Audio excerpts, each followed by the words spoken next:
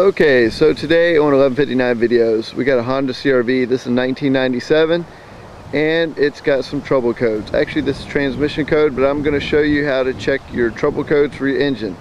So let's get started. First thing you do is you come in here and go, oh my goodness, where the heck is my dang plug at? Where's the pin at? Where's my obd2 connector? And you start looking all around underneath over here. It's like, but there's nothing here. Well, you're in the wrong spot.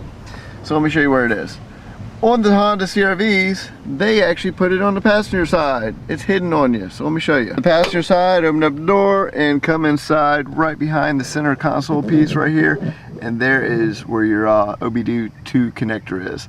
So now you can plug in your scanner and scan the codes. So we're going to go ahead and check this. This one has a blinking D4, so we're going to go ahead and scan it, and we're going to troubleshoot it and get it fixed. But I hope that helps you guys finding your obd2 connector on your Honda CR-Vs.